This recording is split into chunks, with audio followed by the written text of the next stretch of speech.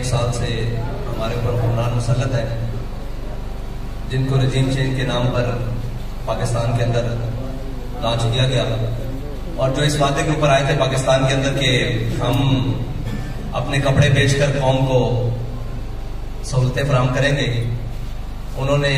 اپنے کپڑے کیا بیچنے تھے بلکہ قوم کو جو فطری لباس پہنایا گیا یعنی کہ ماس اور گوشت وہ بھی نوچنا شروع کر دیا ہے،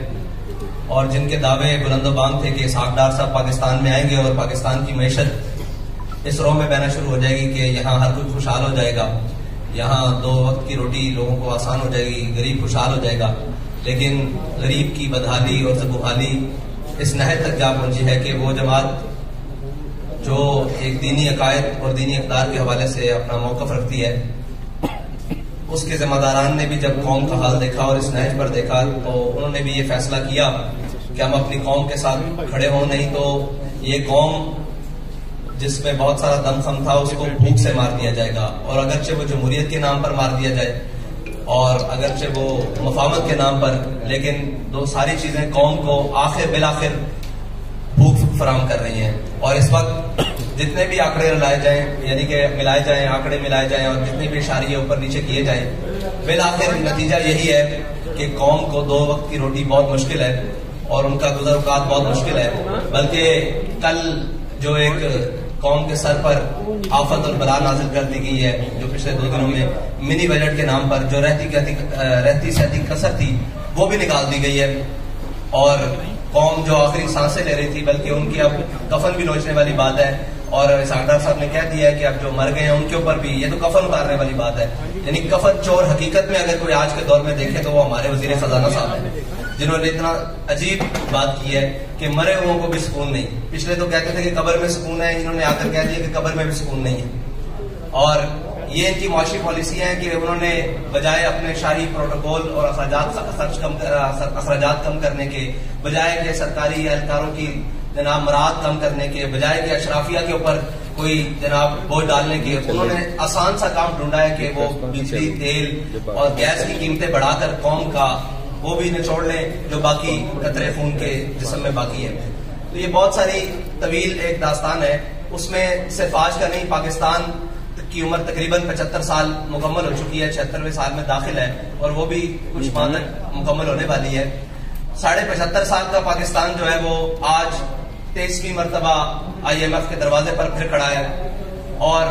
پاکستان کے قرضے جو پچھلے 1 سال میں 23% بڑھ چکے ہیں، اور تقریباً آج کی جنگ اخبار کی رپورٹ کے مطابق تقریباً پاکستان 50,996 ارب تک مقروض ہو چکا ہے، اور اندرونی اور بیرونی جو واجبات ہیں قرض ہیں وہ ایک علیحدہ ہے، اور مہنگائی جو تھی وہ 12.3% تھی پچھلے سال، اور جو اب بڑھ کر 25.3 پہ، یہ سارے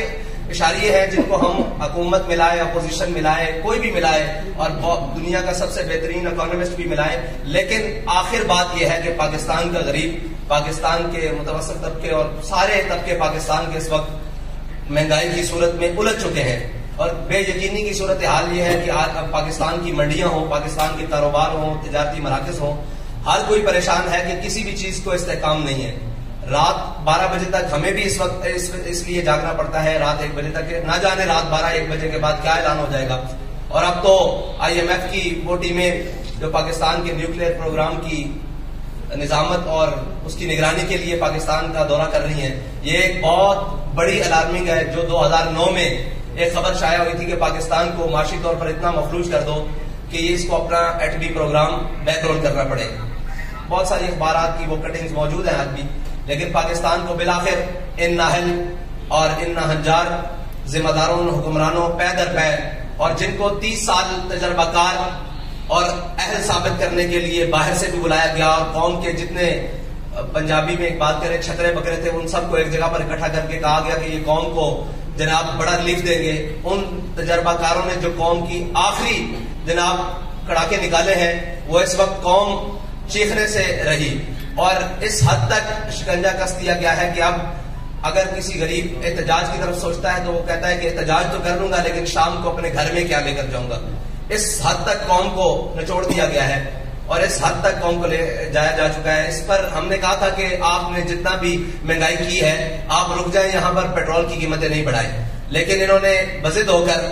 اور صاف ظاہر ہے اپنی عیاشیاں کور کرنے کی بجائے یہ بوجھ قوم پر ڈالنے کے لیے انہوں نے پیٹرول کی قیمت پھر بڑھائی ہے. اور اس میں ہمارا اعلان یہ ہے کہ ہم آپ کو پھر 72 گھنٹے کا الٹیمیٹم دے رہے ہیں اور ہمارا یہ آپ سے مطالبہ ہے فی الحال کہ آپ یہ پیٹرول کی دی ہوئی قیمتیں واپس لیں, ورنہ 72 گھنٹے بعد ہم وہ اعلان کرنے پر مجبور ہو جائیں گے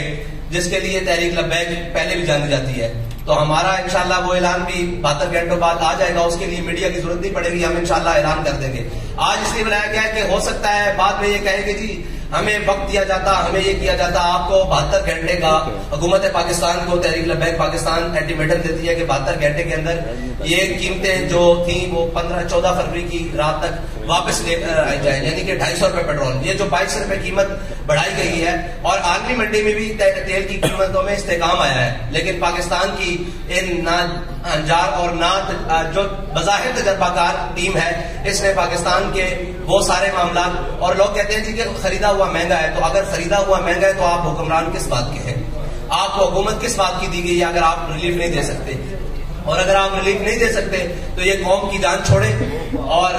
ہم تو انتظار کرتے رہے کہ شاید کسی کو اپنے اقتدار کے علاوہ قوم کے بھی خیال آئے, لیکن کچھ جیل کی جانب چل پڑے اور کچھ جناب قوم کے کپڑے اتارنے کی جانب چل پڑے اور قوم کو نوچنے کی جانب چل پڑے. اس لیے تحریک لبیک پاکستان نے فیصلہ کیا ہے کہ وہ میدان عمل میں رہ کر قوم کے ساتھ انشاءاللہ کھڑی ہوگی.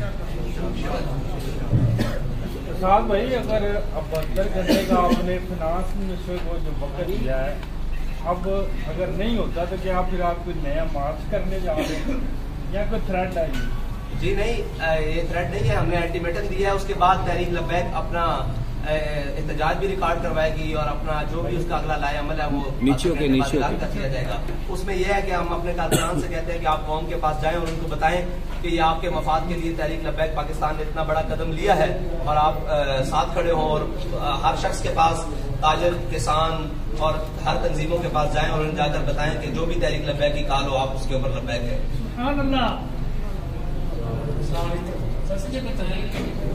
لائن آپ نے بتا دیا کہ آپ کیا کرنے جا رہے ہیں, کیا اس طرح کے روڈ پہ یا قومی شاہراہیں بند کریں گے یا کوئی اور اس طرح کا لائن بنائے؟ نہیں, ہم ہر وہ کام کریں گے جس سے قوم کو فائدہ حاصل ہو. سر ہم آپ کے پاس خبر لینے آئے, تھوڑا سا اشارہ تو بتائیں نا. جی آپ کو خبر دے کر جا رہے ہیں کہ 72 گھنٹے بعد آپ کو بہت بڑی خبر ملے گی.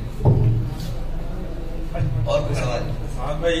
کیا آپ سمجھتے ہیں کہ موجودہ ملکی حالات میں جو اکانومی کی سچویشن ہے, ان حالات میں پیٹرول مہنگا نہیں کرنا چاہیے تھا گورنمنٹ کو؟ آپ کو لگتا ہے اس کے علاوہ گورنمنٹ کے پاس کوئی آپشن نہیں تھی, کوئی ایم آئی سے ڈیل بھی نہیں ہو سکتی؟ میں نے آپ کو قوم کے پاس, حکومت کے پاس کافی سارے آپشن موجود تھے. صرف پیٹرول, بجلی اور نام کے گیس مہنگا کرنا یہ آپشن نہیں تھا. آپشن موجود ہے کہ کم از کم پاکستانی جو حکومت ہے اس کے پاس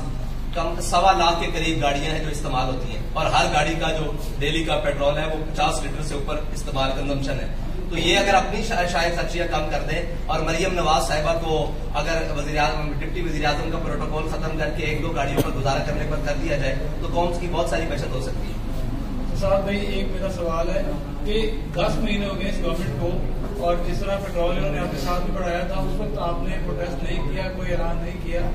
نمبر 1. نمبر 2, اب یہ جو آپ 72 گھنٹے کا ٹائم دے رہے ہیں اس کے بعد کیا پورے پاکستان کے روڈ بلاک کر دیے جائیں گے اگر آپ کی بات نہیں مانی جاتی؟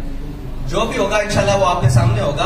اور قوم کے مفاد میں ہوگا, قوم کے مشکلات کے لیے نہیں ہوگا. اور جو پہلے اعلان نہیں کیا تو یہی بات ہے کہ اگر ہم پہلے اعلان کرتے تو آپ کہتے کہ گورنمنٹ کو دیکھنے نہیں دیا گیا, ان کو چلنے نہیں دیا گیا, ان کو ہم نے پورا موقع دیا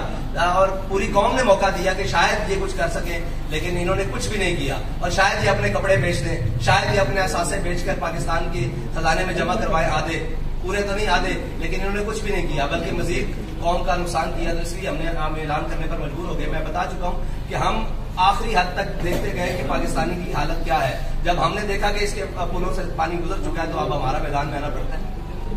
سر یہ حکومت سے اگر آپ بچت کی توقع کرتے ہیں تو اس کے اقدامات بھی یقیناً کے نظر آنے چاہیے. تقریباً 100 کے قریب وزیر ہیں,